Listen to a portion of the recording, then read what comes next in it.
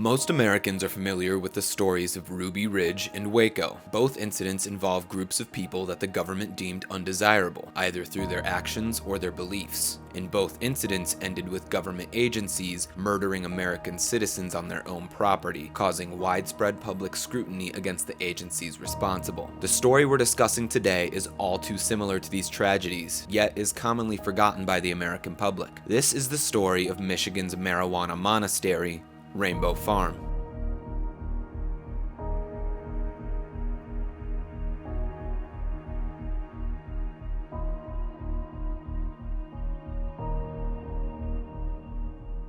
Tom Crosslin, born in 1955 in the city of Elkhart, Indiana, was described as being built like a bear, and some of those that knew him referred to him as a hothead. In his early life, he was a member of a motorcycle gang. Once, after being stiffed on a paycheck by his employer, he brought a gun to their discussion and was subsequently convicted with a felony for it. After this, he became a long-haul trucker, moved to Tulsa, Oklahoma, and made a good deal of money selling legal pills and erecting flagpoles. At one point in his life, he was married to a woman. However, by the late 80s, things had changed for Crosslin. He moved to Michigan and began flipping homes for a profit. It was during this time that he met a man who would eventually become the co-founder of Rainbow Farm. His name was Rolland Rohm, though he went by the name Rollie. Rollie was, by all accounts, a really easygoing and very peaceful man. He was described as the quintessential hippie, without a mean bone in his body. When he met Crosslin, he was only 16 and worked at an RV factory in Elkhart, Indiana. Rollie had just separated from his wife, whom he had had a son with the year prior. Sometime between 1991 and 92, Rollie moved into a group home that Crosslin owned.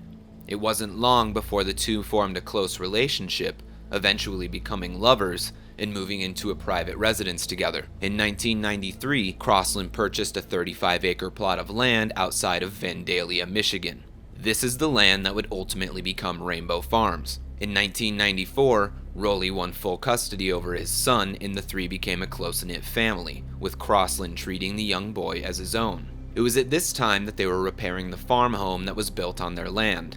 At first, it was unlivable, but Crosslin saw the beauty of the land and knew that he wanted to make a home there for his newfound family. The land was named Rainbow Farm because of multiple rainbows that the pair saw during their time renovating the home. For the 4th of July, they held a communal cookout, expecting around 100 friends and family. However, over 250 people showed up. This type of communal support was vital to the success of Rainbow Farm, and was reciprocated by both Crosslin and Rollie. One of their neighbors would later say that the pair were just excellent neighbors. They were wonderful. In the fall, there were hay rides. In winter, if driveways got snowed over, they were always plowed. Crosslin's generosity extended beyond Rainbow Farm and his immediate neighbors. One year, upon learning that some local school children would not have the funds for school lunch, he donated enough money to pay for every child's meals for an entire year. He was also known to do the same for local families that needed help during the holidays, or just needed some assistance in general. He just wanted to live his life and not bother people, a Rainbow Farm neighbor said. He felt that what was true and fair was that families should not have to have a father absent or a mother absent just because they smoked marijuana. Like millions of other Americans, Crosslin and Rohm believed that the prohibition of marijuana needed to end. Not just for people who like to smoke, but also because of the many possible benefits provided by hemp, both industrially and environmentally. During their first July 4th cookout, Crosslin developed an idea. Surprised by the large turnout, he decided to throw yearly events. These events would be centered on the idea of making the legalization of marijuana a reality. He even consulted a lawyer on the best way to go about hosting such an event. The solution was to only allow the consumption of marijuana on the Rainbow Farm property. Smoking marijuana was only a misdemeanor, meaning they would be allowed to do so on private property without the interference of police. However, the growth and sale of marijuana was considered a felony, and therefore could not be allowed on the Rainbow Farms property. There was still a risk of festival goers getting a possession charge on their way to Rainbow Farms, but once they were there, it was a safe haven because no police would be allowed to enter the property for a simple misdemeanor. At first, Crosslin established a simple campground. It was here that anyone living alternative lifestyles was welcome to stay. Naturally, it became a place for those who were gay or simply enjoyed smoking pot to gather and form a community. It became a very family-oriented and friendly place. All labor for the farm was sourced locally, and many small businesses were supported through the farm's expansion. Before long, they had built a shower room, a general store, a head shop, a coffee shop, and a stand for hemp-made items. There was even a coin laundry that was said to be the best in town. After that, they put together an entire stage for performances, equipped with professional-grade sound and lighting gear. From here, they developed two main events: Hemp Aid, held on Memorial Day weekend, and Roach Roast on Labor Day weekend, with frequent smaller gatherings in between. Before gaining any popularity, Crosslin had already been harassed by the local police. By the time they were large enough to book musicians like Merle Haggard, he told the pair, "I can't believe they haven't killed you boys already." Things changed quickly with the election of Scott Teeter as Cass County prosecutor. Suddenly, police began entering the private property of Rainbow Farms as if they had authority to do so. The laws, they train our police, the people that are there to serve and protect us, to circumvent your civil liberties by searching you at any whim while you're going down the road. You know, what's that for, man? We have secret police. That's going to be part of our program here with our campaign for sheriff in this county, is that we're going to do away with secret police.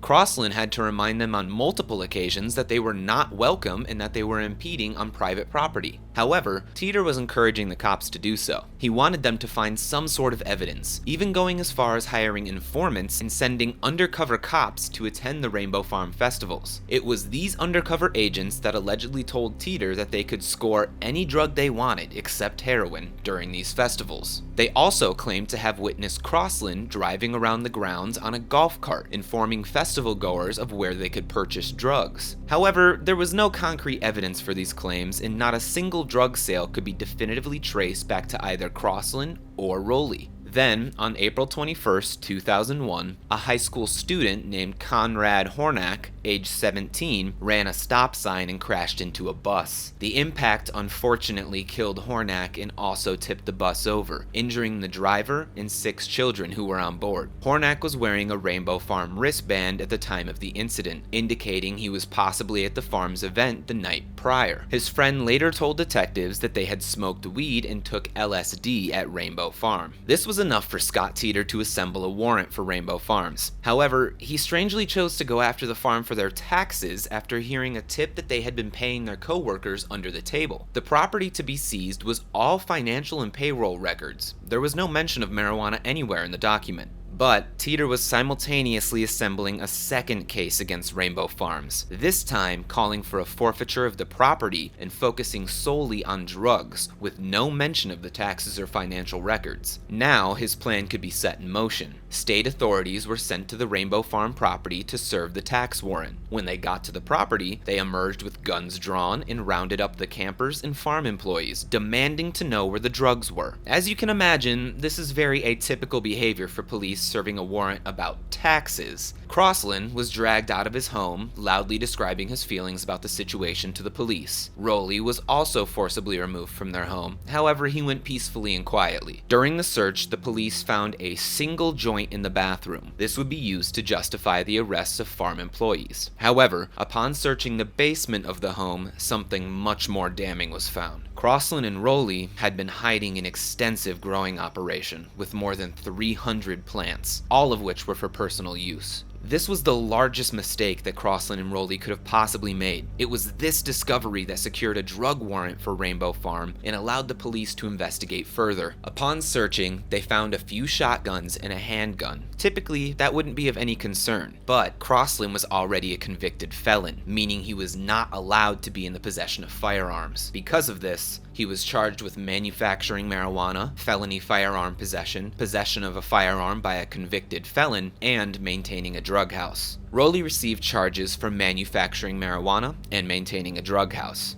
More importantly, Rollie would lose his son over this ordeal, as he was taken into the custody of Child Protective Services after this. A few days after the warrant was served, the pair posted bail and were released.